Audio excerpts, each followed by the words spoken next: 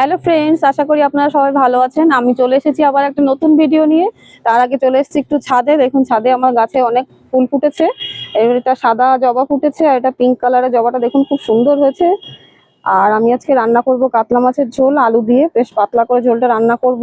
মাঝে মাঝে হালকা পাতলা রান্না করতে বেশ ভালোই লাগে। আর সামান্য একটু মশলা দিয়ে রান্না করব। চলুন এবার রেসিপিটা দেখানো যাক। রেসিপির জন্য আমার কি কি লাগছে এবার চলুন দেখে নিই।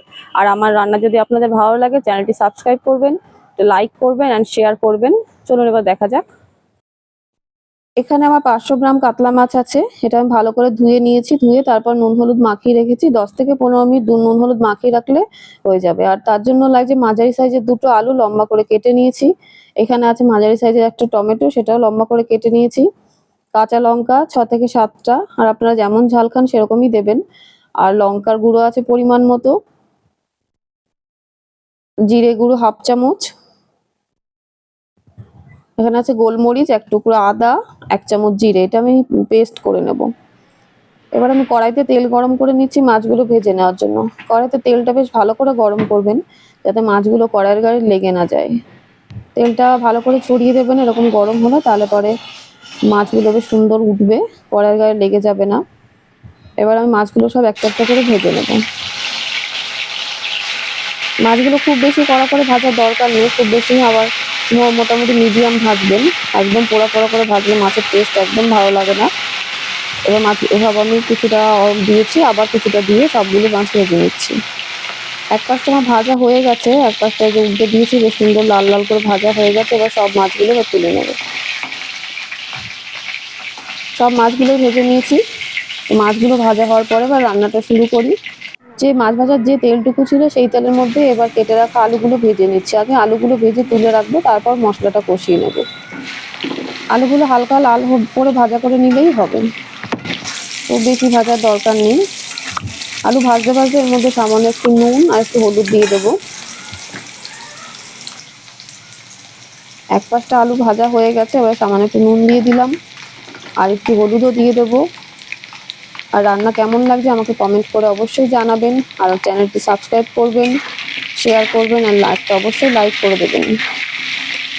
এরকম রান্না করে দেখবেন, হালকা করে বেশ খেতে সুন্দর লাগে। সবসময় তো রিচ খাবার খেতে ভালো লাগে না, এরকম করে করলে বেশ ভালোই লাগে। আর স্বাস্থ্যের পক্ষেও ভালো, বেশি মশলা তেল মশলা না খাওয়াই ভালো। আলুগুলো ভেজে তুলে নিচ্ছি। এবার কড়াইয়ের মধ্যে জিরেটা ফোড়ন দিয়ে দেবো। যে তেলটুকু ছিল সেই তেলের মধ্যে জিরেটা ফোড়ন দিয়ে দিচ্ছি, আর বেশি তেল দেওয়ার দরকার নেই। এবার যে মশলাটা পেস্ট করে রেখেছিলাম সেটা তেলের মধ্যে দিয়ে দিচ্ছি। মশলাটা ভালো করে কষিয়ে নেবেন। আদা ছিল, তার জন্য আদার যে কাঁচা গন্ধটা সেটা চলে যাবে। আর মশলাটা যত কষানো হবে তত বেশ খেতে টেস্ট হবে। মশলাটা আবার কষিয়ে নিতে নিতে এর মধ্যে এবার আমি দিয়ে দিচ্ছি টমেটো আর কাঁচা লঙ্কা। এগুলো দিয়ে আবার মশলাটা সুন্দর করে কষিয়ে নেব। এবার একটু নুন দিয়ে দেবো, তাতে টমেটোটা বেশ সুন্দর করে গলে যাবে আর লঙ্কাগুলোও গলে যাবে। হলুদ দিয়ে দেবো পরিমাণ মতো, আর লঙ্কা গুঁড়ো দিচ্ছি সামান্য। লঙ্কা গুঁড়ো আপনারা দিতেও পারেন, নাও দিতে পারেন, যেহেতু কাঁচা লঙ্কা আছে, কিন্তু লঙ্কা গুঁড়ো দিলে বেশ কালারটা সুন্দর হয়, তার জন্য একটু লঙ্কা গুঁড়ো অল্পই দিয়েছি। এবার মশলাটা সুন্দর করে কষিয়ে নেব। নেওয়ার পরে আমি একটু সামান্য জল দিয়ে দেবো। জল দিলে মশলাটা একদম পোড়া পোড়া হয়ে যাবে না, আর জল দিলে বেশ মশলাটা গ্রেভিটাও বেশ গাঢ় গাঢ় হবে, খেতে বেশ ভালো লাগবে। এবার আমি সামান্য একটু জল দিয়ে দিচ্ছি। জল দিয়ে আবার একটু কিছুক্ষণ সময় এটা কষতে দেবো। তারপর আমি আবার মাছের জন্য যে ঝোলটা দেবো সেটা আবার পরে জল অ্যাড করবো। দেখুন মশলাটা খুব সুন্দর করে কষানো হয়ে গেছে, তেলটাও মশলা থেকে ছেড়ে দিয়েছে। এবার আমি ভেজে রাখা যে আলুগুলো ছিল সেই আলুগুলো এর মধ্যে অ্যাড করব। আলুগুলো দিয়ে আবার ভালো করে মশলার সাথে মিশিয়ে নিতে হবে, যাতে করে মশলা বেশ আলুগুলোর মধ্যে সুন্দর করে মেখে যায়, আর খেতেও বেশ টেস্ট লাগবে। এরপর আমি ঝোলের জন্য যে জলটা দেবো সেই জলটা এবার অ্যাড করব। মশলাটা দেখুন খুব সুন্দর করে কষানো হয়েছে, কালারটাও বেশ সুন্দর এসছে, খেতেও বেশ সুন্দর হবে আশা করি। আপনারা প্লিজ রান্নাটি ট্রাই করে দেখবেন। এবার আমি জলটা অ্যাড করে দেবো।